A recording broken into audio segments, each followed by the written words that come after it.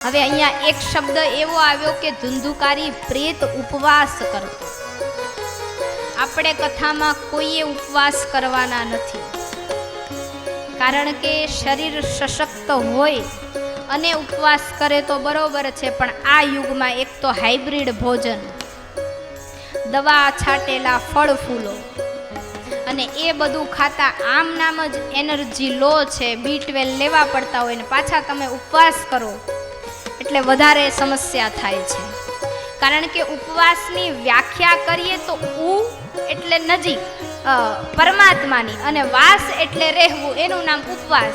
વધારેથી વધારે પરમાત્માની પાસે રહેવું એનું નામ ઉપવાસ છે. તો આપણે ભૂખ્યા રહેવાનું નામ ઉપવાસ પાડી ના રે ના, આપણે ક્યાં ભૂખ્યા રહીએ છીએ. જો ઉપવાસનો અર્થ, ઉપવાસની ઉત્પત્તિ આપણા શાસ્ત્રોમાં શું કામ છે તો કે માણસ રોજ જમે, 3 ટાઈમ સમયસર જમે, એટલે એની ઇન્દ્રિયોને આરામ લેવાનો સમય મળતો નથી. એટલે આપણા પુષ્ટિ સંપ્રદાયમાં આપણે એકાદશી કરીએ, બરાબર, ફરજિયાત, બીજો કોઈ વ્રત થાય કે ન થાય, એકાદશી કરીએ. પણ પછી એકાદશી લઈને આપણે ફરાળ ઉપર ઝપટ બોલાવીએ તો એ એકાદશી નથી. એટલે હાસ્ય માટે, મનોરંજન માટે અમે કથામાં બધા કંટાળી ગયા હોય ને એટલે આ ગીત ગાઈએ. એકાદશી વ્રત કીધું આજે, એકાદશી વ્રત કીધું, એ બીજું કઈ નવ લીધું આજે, એકાદશી વ્રત કીધું, હે એકાદશી વ્રત કીધું આજે, એકાદશી વ્રત કીધું, અરે બીજું કઈ ન લીધું આજે, એકાદશી વ્રત કીધું. કે છે એમ કે બીજું કાંઈ નથી લીધું, આજે એકાદશીનું વ્રત કીધું, પણ પછી લે છે શું શું એ સાંભળજો.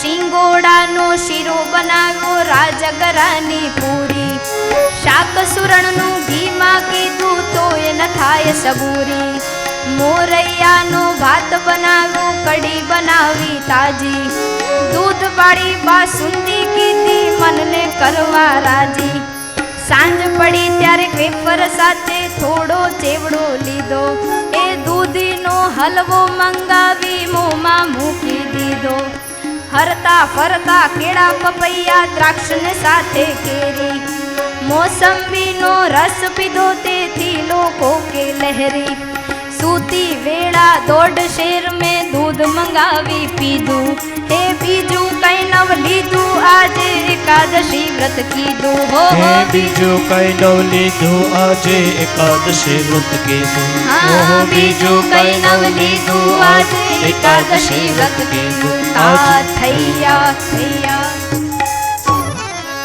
હરે હરે, બીજું કાંઈ ન લીધું પણ કાંઈ મૂક્યું નહીં.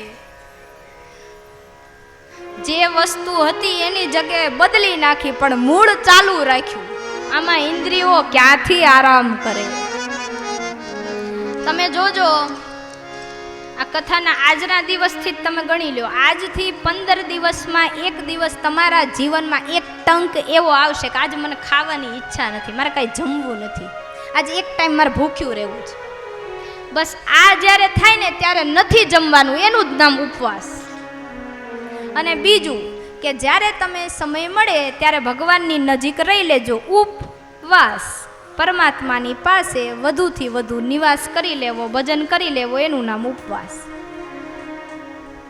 અને શક્ય બને શરીર સાજું હોય તો મનની એકાગ્રતાથી આખો દિવસ ઓમ નમો ભગવતે વાસુદેવાય એકાદશીના દિવસે, અથવા તો શ્રી કૃષ્ણ શરણમ મમ, શ્રી કૃષ્ણ શરણમ મમ, શ્રી કૃષ્ણ શરણમ મમ, જય શ્રી કૃષ્ણ શરણમ, શ્રી કૃષ્ણ શરણમ મમ, શ્રી કૃષ્ણ શરણમ મમ, શ્રી રાધા શરણમ મમ, શ્રી કૃષ્ણ શરણમ મમ.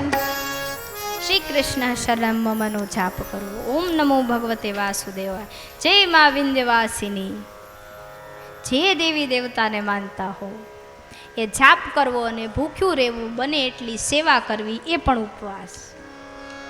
પણ ભૂખ્યા રહીએ ને મને અશક્તિ છે ને લ્યો આજ તમને કહું કઢી તમે વઘારીને ખાઈ લેજો, મારે ઉપવાસ છે ને મારાથી થાશે નહીં, તો એ ઉપવાસ ન કહેવાય.